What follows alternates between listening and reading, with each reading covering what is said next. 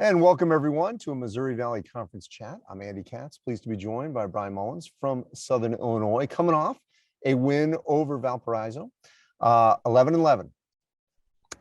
You got almost like a fresh start as you restart here after losing a few in a row. Where is this team right now as we enter February? Well, I think we're headed in the direction of playing our best basketball. We had a pause at the beginning of the conference season and then had to play 6 games in 13 days. Including 2 against Loyola, back-to-back. Yeah, back-to-back. And, 4 out of those 6 games came down to the last 2 minutes. We didn't do a great job executing at the end of games, but every single game our guys have been ready to play, mentally and physically. I love this team. I love coaching this team. And I think, we're capable of beating anybody in this league. We just got to put together a full 40 minutes here moving forward. Look, we've already seen with Drake beating Loyola, Missouri State beating Loyola, before we anoint the Ramblers, and they're very good. I don't want to take anything away. Clearly, it's feeling and building up toward some chaotic days in Arch Madness to be in position to cause that chaos, to win some games there. What more do you need to do? Well, I just think we got to be more consistent, really, on both ends. I think our defense has been pretty good, really throughout the season, especially in the conference. Offensively, we have a bunch of really good, talented offensive guys. We just haven't played together for a full 40 minutes on the offensive side of the ball the way that we're capable of playing. I think last night against Valparaiso was one of our better offensive performances. And when the ball moves and we play with good pace, that's when we're able to find shooters, when they're able to open up driving lanes. So if we can continue to do that and then, combine that with the defensive side of the ball, I like our chances moving forward in the conference season and then obviously in St. Louis. You talking about rhythm of having pauses or a pause. That's been a common theme in talking to a number of, coaches in the profession. How difficult was it to get that rhythm back? Yeah, it's just, obviously when that spike hit,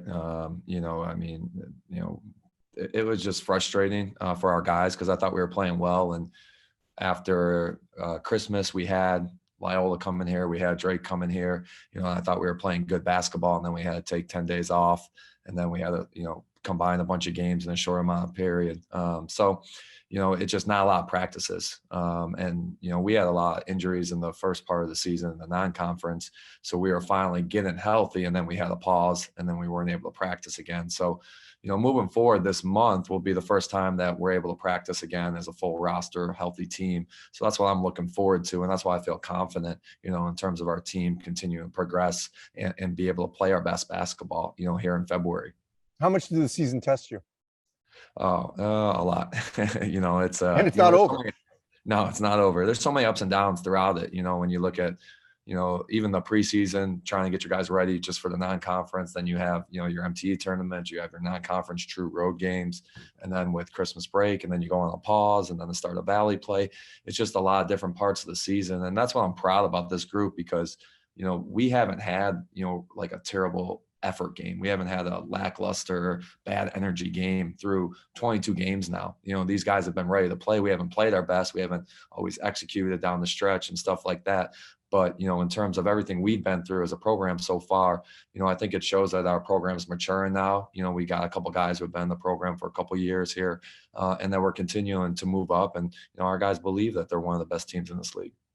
And for all that to happen, who do you need to make sure finishes this last month strong? I think it's really just our depth is something I've been talking to a lot about. It's the first time in, our 3 years here that we can go 8, 9, 10 deep on our bench.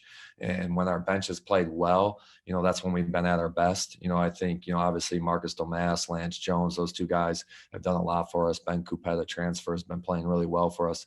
And then our bigs last night with JD and Kyler, when we get some inside presence and some scoring down there, our perimeter play has been pretty good. So, we'll continue to work with those guys to make sure they feel comfortable on the offensive side of things. Bryan, I appreciate it. Glad you guys are back healthy and ready for the stretch run. Thanks. Thanks, Andy. Appreciate it.